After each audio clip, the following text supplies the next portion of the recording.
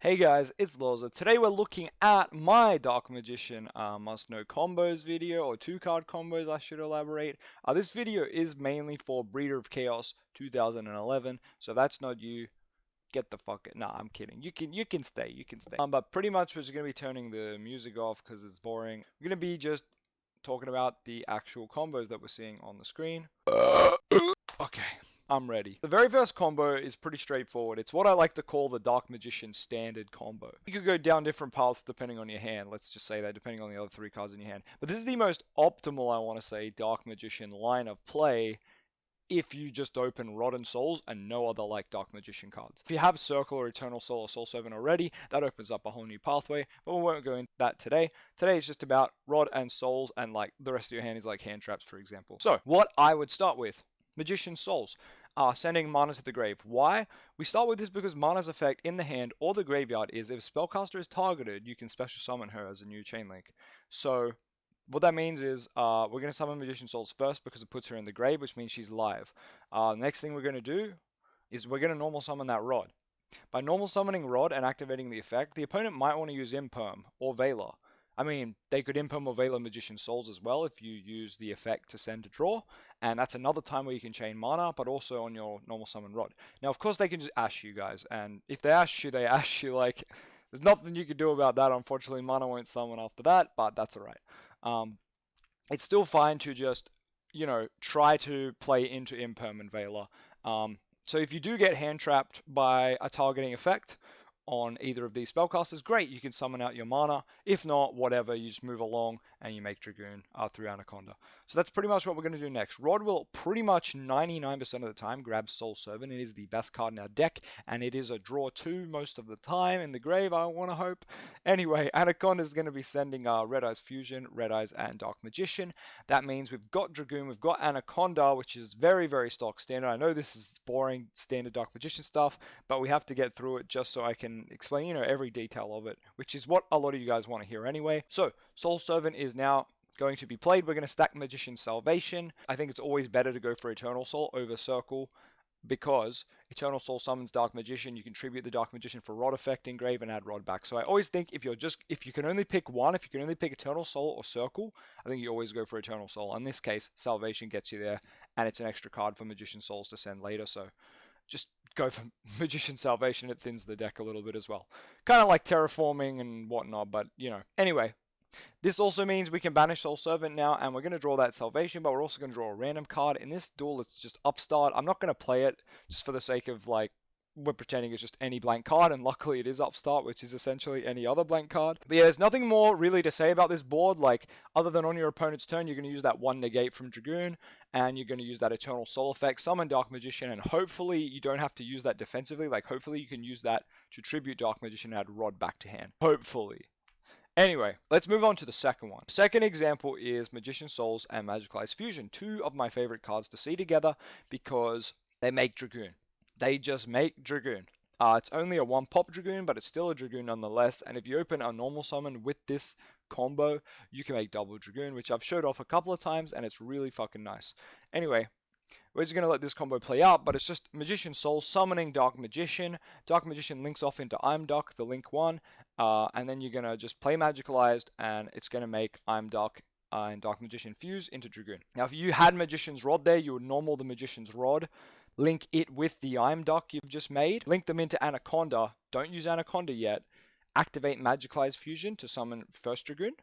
If your opponent won't have a response to Magicalize, unless it's Artifact Lancier, you're fine.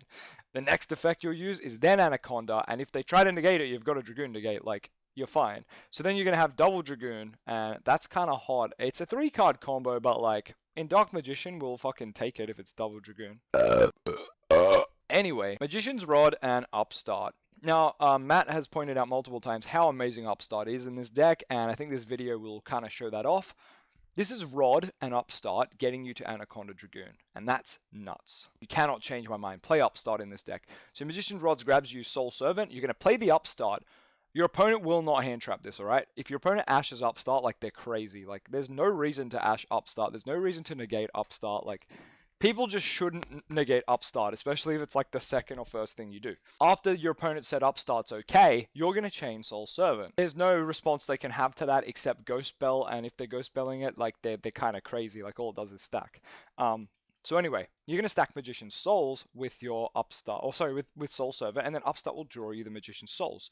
So from here, you're going to activate Magician's Souls, you're going to send your mana to the grave, or your Dark Magician Girl if you're playing that, and then you're going to link into Anaconda, make your Dragoon. You know the steps. Like, half these combos are just making Anaconda Dragoon. You know that. But then we banish the Soul Servant and we draw 2 because we've got Mana or DMG and we've got Dark Magician. So now we get that sweet Pot of Greed effect. So we started with 2 cards for this combo and we've actually still got the 2 cards. Unfortunately, they're Dark Magician and Apprentice, but what they are doesn't matter in this instance. We're just using them as examples of, you know, refilling the hand. On to combo 3, which is kind of like the previous combo, but it's worse. Magician Souls and Soul Servant can get you to Anaconda Dragoon, but it's strictly worse than Rod Upstart. But you know, that's Upstart's at 1 for a reason, guys. It's a pretty good card. Alright, Magician Souls is going to send mana, and then we're going to use Soul Servant to stack Rod. Then we're going to banish the Soul Servant, sadly just for drawing 1. You have to do it, unfortunately, if you open this bad. And then you're able to grab Salvation off Rod, which is going to get you to that Eternal Soul. Now, luckily, because we have used Salvation while Souls is still on the field, Magician Souls that is, Magician Souls can now activate, sending that Salvation to draw 1. So that is neat. While we didn't get the double draw off Soul Servant, we did find a way to get the draw later, so that is nice. From here, we're going to link off into Anaconda, and Anaconda is going to send that Red Eyes Fusion once again. And Dragoon, I know it's boring and it's always there, guys, but that's just how it is. And we drew Upstart again, like that's so stupid. But anyway. Combo 4 is a new one. It's Branded Fusion. It's a really good fusion card. If you haven't read it, I have a video on it already. The hand is Rod and Branded Fusion. Now, Rod's going to summon just to grab Soul Servant, and that's because Soul Servant is the best discard we have in this deck, and sadly, Branded Fusion needs a discard.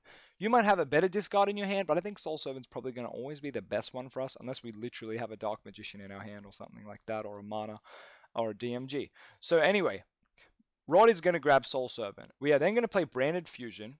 And here's where the discard comes in. So Branded Fusion gets to send from deck, right? And it's going to send Fallen of Albaz because it has to send a Fallen of Albaz and summon a Fallen of Albaz Fusion.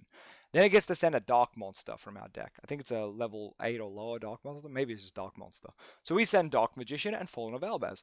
Albaz is a dragon. Dark Magician is obviously a spellcaster. We get to summon Rebellion, the Divine Flame Dragon, a new fusion coming out in the Albaz structure deck. Rebellion's effect is on his fusion summon, discard a card and fusion summon again, shuffling material from field, graveyard, and banished back to deck. So it would be cool if we could like Magicalized in between here, banish the cards that we just put in the grave, and then recycle them with Rebellion. I really wish his effect wasn't on summon. The fact that it's on summon strictly makes it worse, I want to say. But anyway, Rebellion's just a level 8 light dragon with 2500 attack, 3k defense. He doesn't do anything else besides this, by the way. Like, he just sits on the field after this. But anyway, he is going to need a discard to fusion summon, right? And that's why we search the Soul Servant. So Soul Servant here is going to get discarded, and sadly, the Dark Magician we put in the grave has to go back to the deck. Now, as I mentioned, Rebellion fusion summons by shuffling targets back in. So, as you saw just there, the Dark Magician and the Fallen of Albaz went back to the deck. Now that's good for some reasons. It means our other 2 copies of Branded Fusion are live because Fallen of Albaz is back in our deck and ready to get sent again. And obviously we have lots of dark cards. We have a couple of light if you're playing Effect Veilers or Mana, for example. Or Mahad, I don't know. Some people might want to play Mahad. So unfortunately, the Soul Servant being discarded is being discarded as the Dark Magician goes back to the deck, so you can't actually get a draw off that unless you don't summon Dragoon, and instead you summon Dark Magician the Dragon Knight. So I chose to summon Dark Magician the Dragon Knight for the example because it's like a 2-card combo of sorts, video of sorts. I wanted to show like the best use of card advantage, I suppose, and I think in that case it is summoning Dark Magician the Dragon Knight because then you can banish the Soul Servant and get that draw 1. Alright, the last one is Rod and Nadir Servant. So this is more for the people who play the Dogma engine, but the Dogma engine might get better as the Fallen of Albaz stuff comes out. I don't know. It could, but yeah, we might fuse the deck with Albaz and Dogmatica a little more, who knows. But, you know, Illusion of Chaos is really going to let us be a bit more flexible with our build because we'll have a lot of consistency getting to Rod and Souls then. And any Dark Magician monster we need, but mainly Rod and Souls. So the standard combo with the Dogmatica engine and Dark Magician is actually similar to how Alistair works in Invoked and Dogmatica, but we don't get to a Mechaba, unfortunately. So Dark Magician, like Rod being Alistair and Nadir just being Nadir in both examples. Yeah, Dark Magician Dogmatica is kind of just a shitter version of Invoke Dogmatica, like if I'm being brutally honest. I'm not saying that's a bad thing, like Dogmatica still boosts the deck a lot, that's why I've been playing it for so long. Nadir is a one card like Schism, Winder. Nadir is like a one card Fleur, Punishment, and Ecclesia. Like, Nadir is a +3. I'm just gonna say that, alright? Farfa says it, it's pretty fucking true. You normal summon your Magician's Rod, you grab Soul Servant, it's once again normally the card you grab. You know, it depends on your hand, but like, when your hand's just no other Dark Magician cards, it's normally going to be Soul Servant. You're going to Link Rod into Artemis. I don't know how many times I've got to say play Artemis, guys, but especially if you play the Dogmatic version, you have to play Artemis. So Artemis being an extra deck monster means we can play our Nadir here and grab our Ecclesia, but we're also going to send the Ash Dragon off Nadir. And because we got Artemis, we can summon that Ecclesia for free, activate her effect, grab Punishment, set the Punishment and the Soul Servant, move to the end phase, Ash Dragon effect will grab us Fleur de Lis. So off just Rod and Nadir, while it's a kind of crappy hand, like it's not really doing too much, we're able to get to Artemis, which we can tribute for the Soul Servant, tribute for Rod to add back to hand after we flip Soul Servant, or Punishment, it doesn't matter which one. Got Ecclesia out here, which can't be destroyed by battle with extra egg monsters, with is sometimes that's nice. And we've got Fleurs and Negate, so we've got 2 pops, and Negate, and a way to get Rod back to the hand, as well as that Soul Servant's going to stack Magician Souls. So if we can survive this next turn, we can at least get to normal summoning Rod, grabbing Circle, activating Circle, using Magician Souls, summoning Dark Magician from the deck, banishing one, and then playing stuff out from there. Sadly, if we use the Punishment, we won't have extra deck, and that sucks, but sometimes that's just how it is. Other than that, if you can hold the Punishment, like you don't need it to survive, great. Hold the Punishment, so next turn when you add Rod back and you get souls from your draw, you can go into Anaconda Dragoon. Obviously, that won't work out every game. If your opponent passes to you because they didn't wipe your board or they didn't have a way to finish the game and you didn't use Punishment, like you're probably in a winning position anyway. They've probably bricked or they've just got heaps of hand traps, so you're probably not playing too much anyway. But the point is, you have to know your plays for when your opponent breaks, you have to know your plays for when your opponent's going off, and it's important to know that Artemis is simply there to get tributed to add Rod back. That is her main purpose, let's be real. Alright, that covered all of the plays, so yeah, I hope you enjoyed that video, and if you didn't, I don't give a fuck. Nah, I'm kidding. I do care. So I hope you did enjoy it. But most of all, I hope my man's Breeder of Chaos 2011. I hope you enjoyed this. Sorry that I wasn't talking in the last video. It's because my mic was still stuffed and I'm still not sure what's wrong with it. I hope it's better now.